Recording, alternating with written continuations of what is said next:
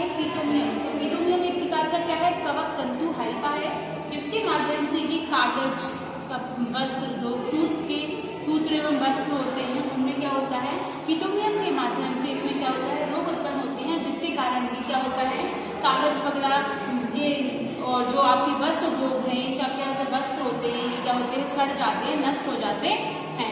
तो हम बात करते हैं सबसे पहले ये कीटोमियम किस प्रकार का होता है। तो ये गोलाकार फ्लास्क के आकार की एक संरचना होती है, इनमें सेलुलोज का अभाव, जिलेटिन का अभाव होता है एवं ये सेलुलोज के विघटन में से बनता है। अब बात करते हैं कीटोमियम की सेल की सिस्टमैटिक पोजीशन। तो सेल इसमें सब डिवीजन यूमाइकोटिना में इसको रखा गया है, क्लास एस्कोमाइकोटिना में इसको रखा हुआ है, ऑर्डर कीटोमिएट्स में रखा है, फैमिली कीटोमिएसी और जीनस कीटोमियम। तो आपको पता है मैंने बताया जीनस और स्पीसीज का नाम जब भी लिखा जाता है वह हमेशा कैसा होता है जिसको हम अंडरलाइन करते हैं, तथा जीनस जैसे आपके जो स्पीसीज जीनस होता है कीटोमियम, तो कीटोमियम में हम जब भी फैमिली होती है तो उसमें एसी ऐड हो जाता है, तो कीटोमिएसी, और ऑर्डर में हमेशा एस को ऐड किया जाता है तो कीटोमिएट्स।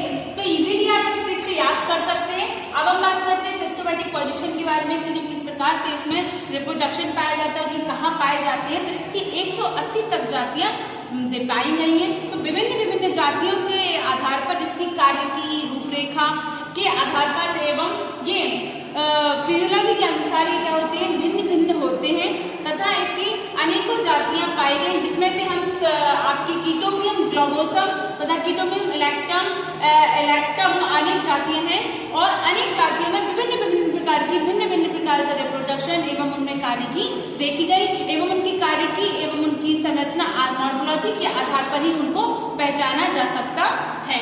ठीक, तो सबसे पहले हम बताएंगे सबसे अधिकतर जाइए कहाँ पर सड़ी हुई, मतलब हम कह सकते हैं गीली घास या फिर गीले आप भूसा कह सकते हैं, गोबर में भी इसकी जातियों को देखा गया है, कपड़ों में सूत के कपड़ों में भी इनको देखा गया है, इनके कारण ये कपड़े नष्ट हो जाते हैं, तथा जूट कह सकते हैं आप, और कागज में भी ये रोग उत्पन्न करते हैं, जिसके कारण ये खराब हो जाते हैं। हमारी कई बुक्स वगैरह आपने पुरानी देखी होंगी, उनमें भी ये डैमेज करता है। तो जो कीटोमियम होता है इसमें रिप्रोडक्शन किस प्रकार का, ये अधिक से अधिक टेम्परेचर पर भी जीवित रह सकते हैं, तथा इसको हम किसमें थर्मोफाइलिक प्रकार के कवक कह सकते हैं, और ये जिस भी गोबर में पाई जाने वाली जाति होती है उनको हम कार्पोफिलस प्रकार की जातियां कहते हैं, और ये किस आकार के होते हैं बेरल के आकार के, बेरल से पाए जाते हैं।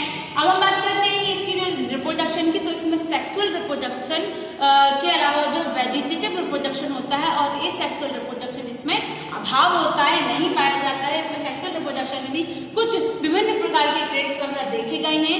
तो बता सकते हैं कि इसमें पेरिथीशियम टाइप जब लैंगिक प्रजनन के समय इसमें क्या देखा गया, इसमें लैंगिक प्रजनन के समय पेरिथीशिया के समान संरचना देखी गई। तो पेरिथीशिया जो है इस प्रकार की संरचना है, और पेरिथीशिया में टेंडल्स के आकार की संरचना इसमें ग्रोथ करती है।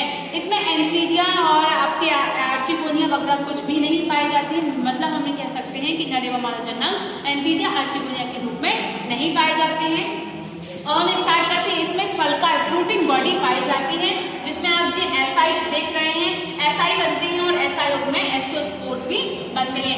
तो मैंने जैसा कि आपको बताया कि अलग अलग जातियों में अलग अलग प्रकार के होते हैं। तो सबसे पहले हम इसके स्ट्रक्चर देखते हैं। तो हम कौन सा पढ़ रहे हैं, कीटोमियम ग्लोबोसम की जाति पढ़ रहे हैं। कीटोमियम ग्लोबोसम में जो टेंडल्स इसमें रोमी हेयर्स निकलते हैं, ये टेंडल्स के समान संरचना होती है, पतली रोम हेयर्स, और इसमें जिलेटिन के विघटन से बनते हैं।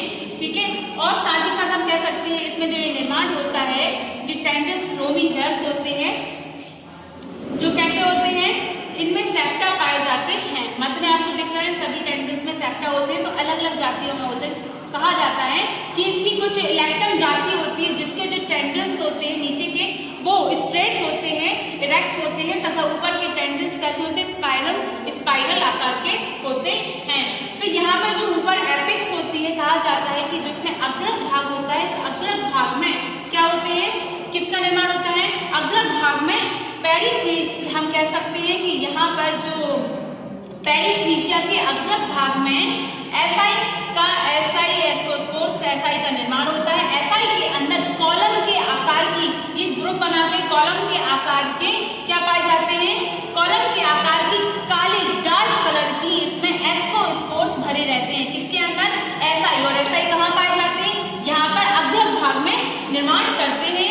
तो आप कह सकते हैं पेरिथीशिया में अग्र भाग में ब्लैक कलर के या डार्क कलर के एसआई का निर्माण होता है।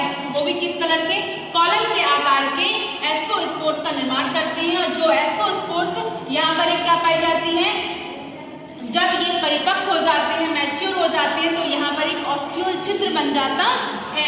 इसी प्रकार से ये क्या है, जो ऑस्टियोल बनता है, तो अलग साइंटिस्ट की दूसरी जाति में उन्होंने कहा, दूसरे साइंटिस्ट ने कहा कि किसी प्रकार से अगर यहाँ पर पेरिथीशियम का निर्माण नहीं होता है तो इस प्रकार से इसमें क्या किसका निर्माण होता है, यहाँ पर एस्कोगोनियम का निर्माण होता है। जो एस्कोगोनियम क्या होती है, एस्कोगोनियम में अग्र भाग की कुछ सेल्स कौन सी डिवीजन से, इसमें मेरिस्टेमेटिक विभाजन के फलस्वरूप ये क्या बनाती है, एक गुहा बना लेती है सेंट्रल में, एक गुहा जिसको हम स्यूडो पेरेन्काइमल गुहा कहते हैं, जिससे क्या होती है, इससे पैराफाइसिस का निर्माण होता है। अग्र भाग से क्या होती है, मेरिस्टेमेटिक विभाजन से पैराफाइसिस का निर्माण होता है।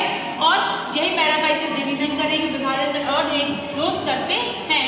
अंदर की कहाँ से, सेंट्रल के एपेक्स वाले भाग से ये ग्रोथ करना प्रारंभ करते हैं और ग्रोथ के बाद ये मैच्योर हो जाते हैं। इन पर भी एक प्रकार का ऑस्टियोलर छिद्र बन जाता है। तो यह भिन्न भिन्न जाति की बात हो गई। तो हम बात करते हैं कि जब ये एस्कोस्पोर बन जाते हैं, मैच्योर हो जाती है, ऑस्टियोल के माध्यम से ये भित्ति फटने पर ये क्या होते हैं, एस्कोस्पोर सारे बाहर निकल आते हैं और बाहर निकल कर ये अंकुरण करते हैं। अंकुरण करके नए माइसीलियम, नए कवक तंतु का, नए हम कह सकते हैं एक नए पेरिथीशियम का निर्माण करते हैं।